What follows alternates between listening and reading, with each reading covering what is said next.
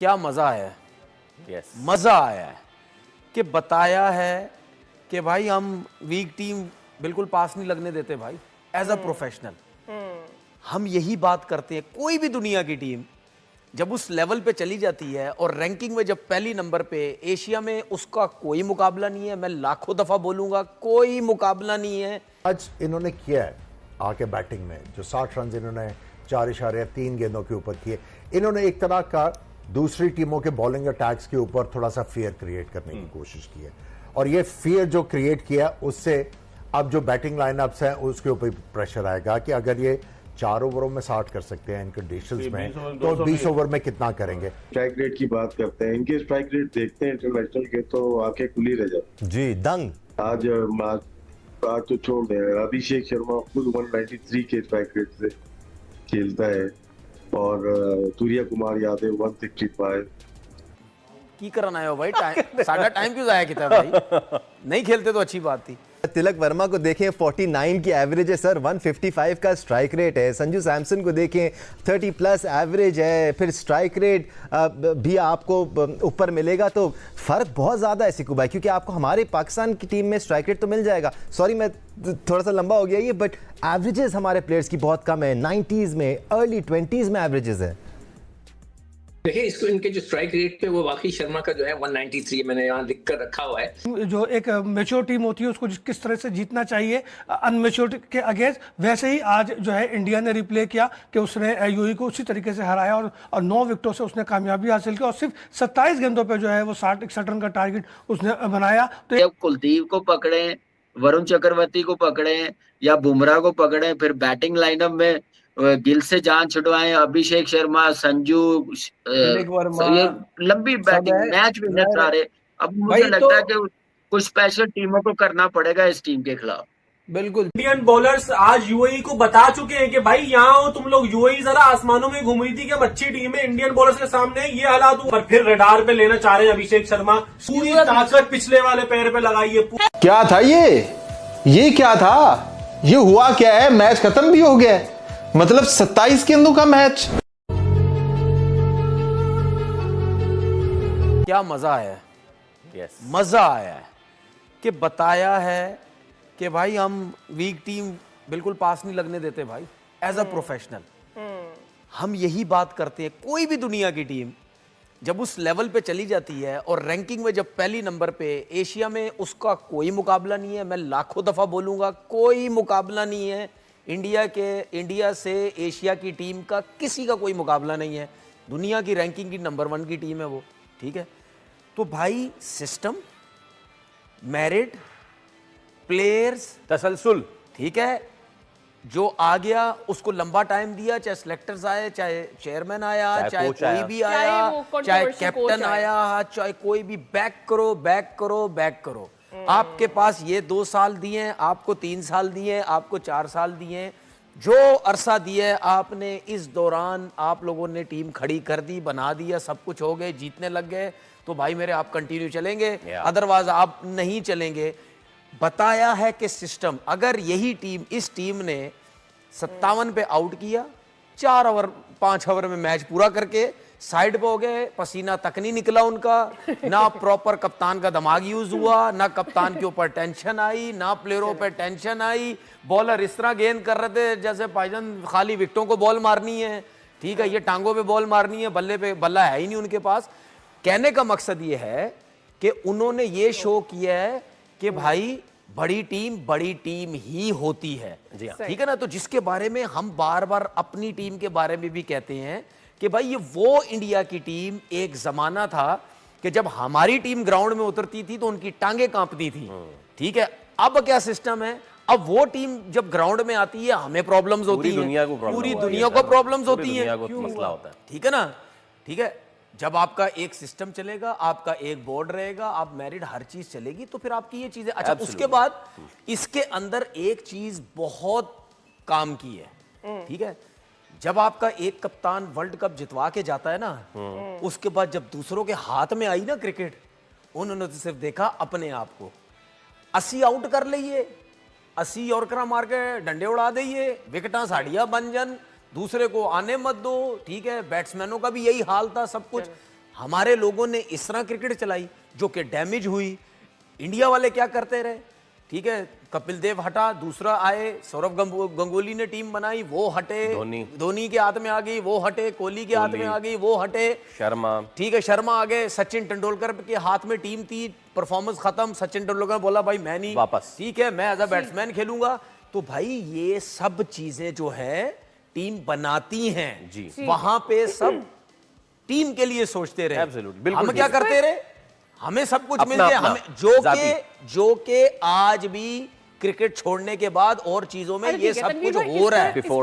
Before that summary पर जाने से पहले I think let's take his point and then we go to summary. Fawad भाई, एक तो इसलिए कि आप हमेशा कहते हैं कि T20 में कोई बड़ी टीम नहीं होती ना, जब कोई बड़ी टीम होती है तो वो ऐसे दिखाती है कि भाई this is where the difference is, वो उन्होंने दिखाया। ये बड़ी टीम से मुराद ऐसा कतई नहीं है कि जी यूएई को आप कह दें कि जी फ्लूक लग जाएगा मार देंगे, ऐसा होता नहीं है। बट यूएई ने भी अपने टाइम पे कुछ टीमों को हराया है, लेकिन यहाँ तो बहुत बड़ा फर्क है। यूएई आपके अगेंस्ट दावा करती है पाकिस्तान के अगेंस्ट कि हम हरा सकते हैं। अरे दावा तो भी लालचंद, उन्होंने उनके जो कोच हैं लालचंद राजपूत, उन्होंने ये भी कहा था कि हम इंडिया को भी हराएंगे। अभी उनके कोच ये कह रहे थे। तो कहने में तो जब आप मैदान में आते हैं तो मोहम्मद अली किले को भी बड़े बड़े लोग कहते थे हराएंगे, दिखा दिया ना इंडिया ने।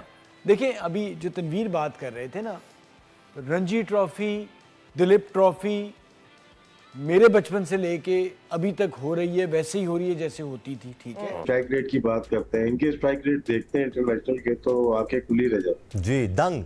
आज तो छोड़ दें, अभिषेक शर्मा खुद 193 के स्ट्राइक रेट से खेलता है और सूर्या कुमार यादव 165 और ये मोमेंटम को जारी रखते हैं। बात आपकी दुरुस्त है, टॉस जीत के उनको बैटिंग शायद करनी चाहिए थी, लेकिन कहीं ना कहीं एक ध्यान में होगा यूएई की बैट्समैन होगा कि वो मार सकते हैं, इनका होम ग्राउंड है या कुछ है, तो शायद ये इस वजह से, वरना बैटिंग बनती थी इनकी कि अपनी पूरी बैटिंग लाइनअप को प्रैक्टिस करवा दे, अच्छे रन करते, दूसरे प्लेयर्स भी बैटिंग कर लेते, लेकिन इनका टॉप ऑर्डर स्ट्रॉन्ग लग रहा है और बॉलिंग ने तो दिखा दिया। अगर ऐसी पिच मिली, पिच बहुत अच्छी नहीं है, सिकंदर भाई बताएंगे, मुझे नहीं लगी शेप में भी, शेप मतलब कलर में भी, और जिस तरह से पिच पहले मैच की नहीं लगी, तो यहाँ पे रन बनने चाहिए। चाहे यूएई नहीं, शारजाह में देखें वो मुश्किल पिचेस थी, वहां रन किए, यहाँ पे नहीं हो पाया, बॉल रुक रही थी शायद, और दबाव में होती है, अगर इंडिया के खिलाफ खेल रहे हैं दबाव में थे ये लोग, और मेरे ख्याल से अच्छा मैच इंडिया जीता, बहुत लंबे मार्जिन से जीता, नेट रन रेट का कुछ है नहीं लेकिन बहुत बड़े मार्जिन से जीता। बिल्कुल राशिद भाई, अब net run rate 10 point something हो गया है टीम इंडिया का पहले मैच के बाद, तो नेट रन रेट की दौड़ से तो ये भी बहुत आगे निकल गए हैं अनलेस दे लूज। बट सिक्कू भाई, स्ट्राइक रेट का जिक्र कर रहे थे अभिषेक शर्मा के या राशिद लतीफ़ साहब, सिर्फ स्ट्राइक रेट नहीं, अगर आप उनकी एवरेज भी देखें तो 33 की उनकी एवरेज है 17 मैचेस के बाद, 500 से ज़ायद रन है। That's just exceptional, I mean those numbers are insane. ये और फिर ये बेंचमार्क है जो टीम इंडिया ने सेट किया हुआ अपने प्लेयर्स के लिए। आगे चल के हम दीगर प्लेयर्स पे भी आएंगे, उनके भी सिमिलर स्टैट्स ही हैं, सिर्फ इक्का दुक्का नहीं है प्लेयर ऐसे इनके पास। देखो, मैंने सुबह जो स्टैट्स निकाले थे मैंने उसमें आपको बताया था कि 2 लोग हैं जिनके 1000 से ज्यादा रन हैं, 2 लोग। एक तो आपका सूर्या कुमार यादव है जिसके 83 हैं, 2020 2500 रन है, और एक पांड्या साहब हैं जिनके 114 हैं और 1800 से थोड़े से ज्यादा रन हैं।